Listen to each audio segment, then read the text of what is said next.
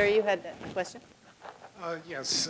While I've agreed with many of the things you've said, I kind of wanted to call into question one thing. The numbers of PhDs in the sciences. Is 33% the right number? Is 100% the right number? You caught yourself on that 133%, didn't you? Yeah. Is 53%?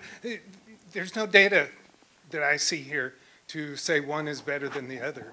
The U.S. economy has many facets to it, service areas that science is not appropriate for.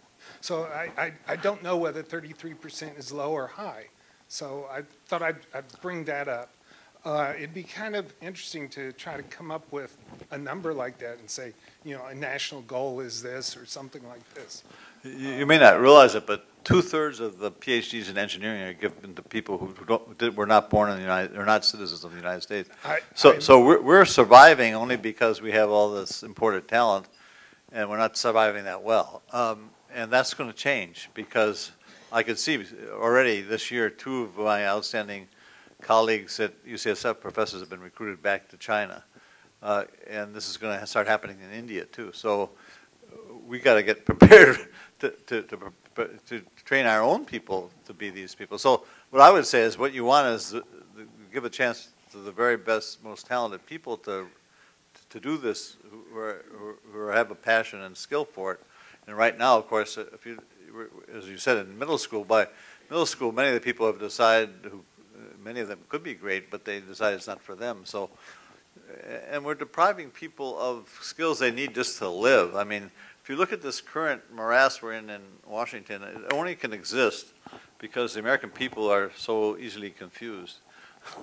I mean, you know, who would ever put up with this? I mean, we'd vote everybody out of office. We got a Congress with 9% approval rating, and if it really meant that you know, there'd be a penalty, they'd behave differently. I just want to say that percentage, whether it's a percentage or an absolute number, that's also relevant. You know, how many people get those kinds of degrees. Right. I was just going to mention the 33% is actually undergraduate degrees, not the PhD level. But if you're interested in this issue, there's a Center for Labor Workforce Analysis, something like that, run by Tony Carnevale at Georgetown University, and he's looked at this, and one of the things they see is the STEM occupations are expected to grow faster than other occupations in terms of the number of jobs over the next decades. And they also find that even those people who get a STEM degree who don't go into a STEM field, who end up working elsewhere, and many of them do. I mean, you look at Silicon Valley, many of them end up being business managers who have technical training. Once in a while they end up in Congress. They earn more money than people who got non-STEM degrees in those same professions. So there's a net value to the individual in getting this kind of degree. And Carnevale says that in terms of equal opportunity employment for minorities and women, that STEM is really the best area to go into. And he bases that really on the labor statistics, on the earnings. So make one of your degrees be STEM. Right? Yes, sir. I think that gentleman is next. Oh, yes, very good. I have a sort of vested interest because my son's a junior in high school. So there's first a general question.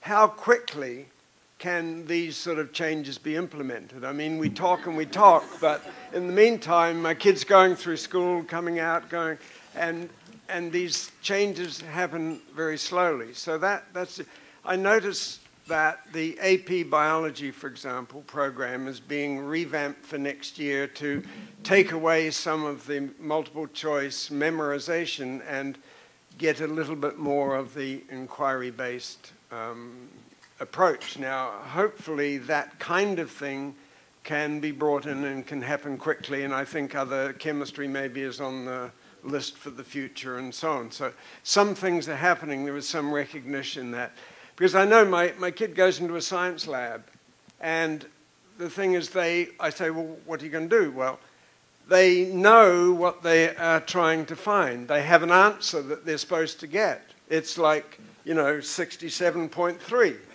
And if he doesn't get 67.3, he says, well, I must have done something wrong, right? So then I have to fiddle around, and maybe that was wrong, maybe that. I said, just go in and observe and put down exactly what you see. If the answer's wrong, well, it's not wrong.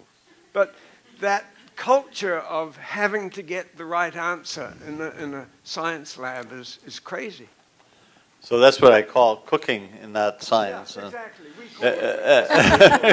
I actually used that expression when I was talking to him about it. I said, that's what we used to call cooking. So this gets to a big point. When I came to the Academy in 1993, many of my members said, science education is important, but we can't do anything about it. It's the unions, it's the textbook writers, it's the school boards.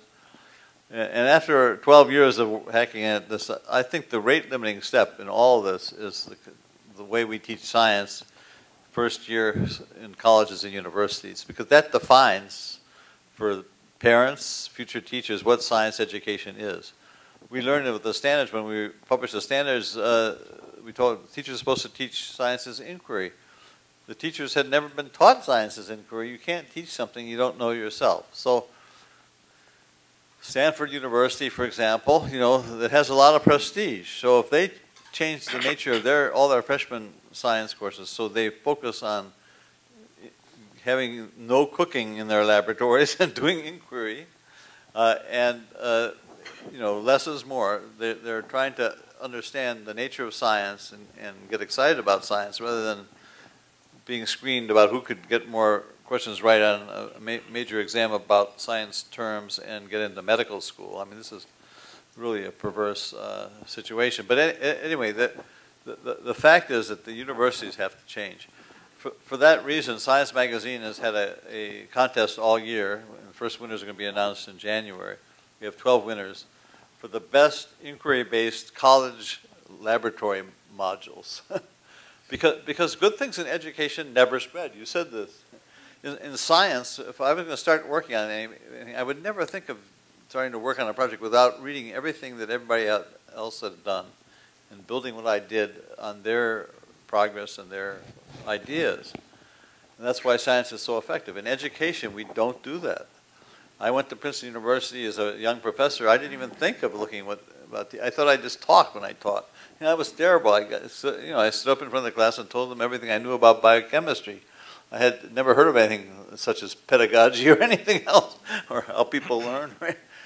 Anyway, so I think the colleges have got to lead the way in redefining science education, and there is some progress being made, and hopefully it could go a lot faster. Hi, I'm Dave from Stanford, and I'd like to offer a different perspective. There comes a point in everybody's life when they're no longer students and no longer in school. So what does society expect of you as an educated person? So that's the perspective I'm looking at. And when I had an opportunity to develop a course at Stanford, I used my own experience and talked to some faculty people.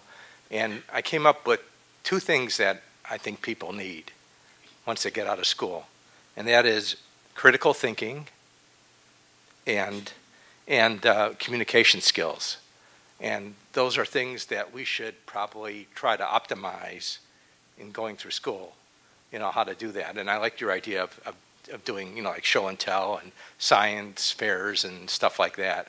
That really helps. And being able to think about things like that, the socks and the seeds and stuff are examples of that. So it'd be good to think about, what happens after school, and then see how you can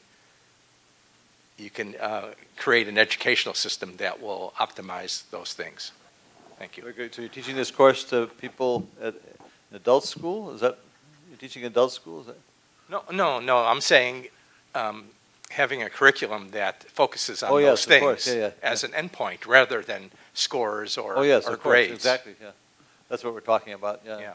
I mean, and that issue of Science Magazine was very impressive. And when I read it about what we know about how kids learn how to communicate and read and write when they're doing active science learning and having to, explain things and having to write things and having to read instructions. And I actually learned from reading that issue of Science that there are two kinds of reading texts. One is the kind that all of us were taught in school when we took English. It's called narrative text. Making up stories, novels, and every time I was asked to write in school, I was supposed to make up a story. I don't remember any writing assignment until I got to college that wasn't sort of, and I was terrible at this. I kept on rewriting Hansel and Gretel, and that was your only story? I tried to disguise it, but I had no imagination. I had no imagination for making up stories. But the kind of reading and writing that makes the difference for people in their life is not that kind of reading and writing. It's what's called informational text, and that's exactly the kind of reading and writing that you learn in science class. So it's not only that it's a good vehicle for literacy, but it's a good vehicle for the kind of literacy that really matters. And in fact, the new reading standards, the common standards in reading that are now being implemented in California and elsewhere, make that point. Informational text is important. I remember when my oldest son was in high school and he was taking biology, and they were trying to do some telling stories, and writing it. So he did South Park science, and in the end, Kenny always died, which is true of every South Park episode, which was really big at the time. You'd be surprised how much science, and in the end, the amoeba dies, and in the end, this dies, and in the end, that dies, and it was amazing. I mean, the kids were really getting into it.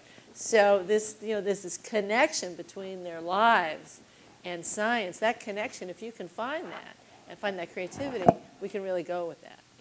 Yeah. Talking about the amoeba dying, I just can't help resist telling this story about my own daughter when she was in 4th grade in local schools here. And one of the things they always did in 4th grade is they got tadpoles and they had them in a tank.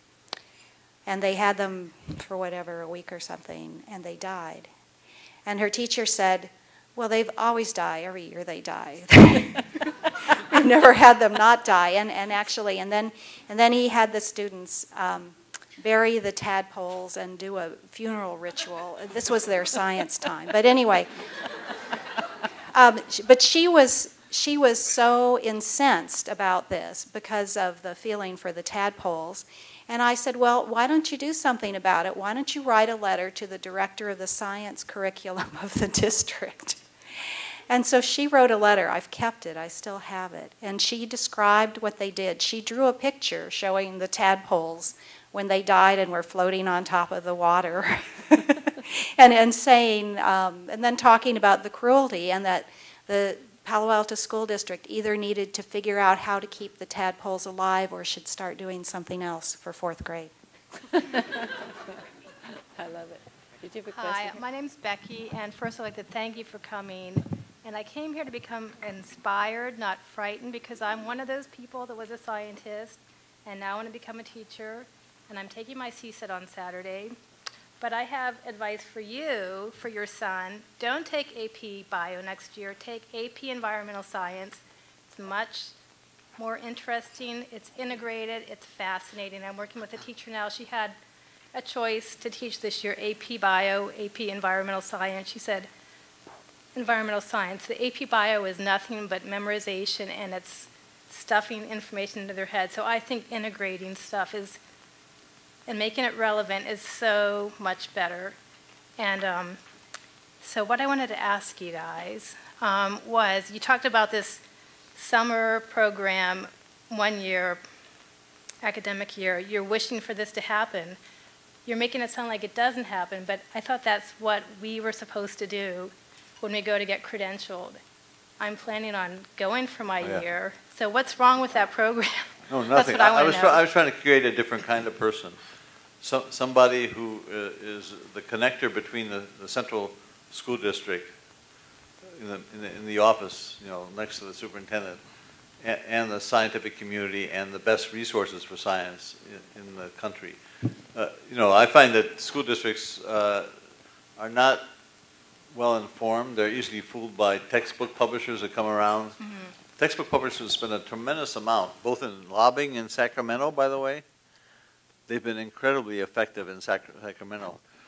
even in 1984 framework, which is the first time I became aware of inquiry science, the last chapter, which was about adopting materials, it didn't make any sense compared to the whole rest of the thing. And I only came to understand that maybe 3 years ago when I realized all the lobbyists who work in Sacramento. It said for adoption, it was talking about getting good resources and all that stuff. For the rules for adoption in the California framework in 1984 is that in order to enter the competition, you must have a book in every year of school. Now, why is that? Well, the big textbook publishers want to have all the business. They don't want anybody else competing. But that's Follow the money trail. It's $1 billion of business. So they're all. You have a pretty good textbook yourself. So school districts are easily fooled by these people. So we need somebody sophisticated inside that's connected to the best resources and can't be fooled, and will get the. See a problem with the credentialing program? You think it's adequate for?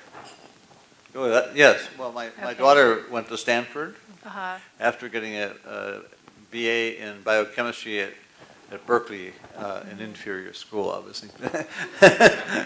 She went to Stanford for this summer, the same length of time, to become a science teacher. That was a very good program.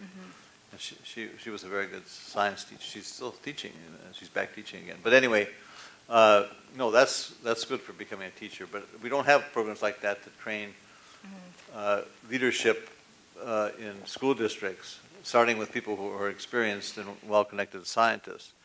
And it's not a tradition of school systems, as far as I know, to hire people from outside their system as administrators. They tend to take former teachers and make them administrators. And I think we needed a mixture. Any good organization needs a mixture of different kinds of people with different experiences working together with different backgrounds. And this would be one example of a kind of person that could help school districts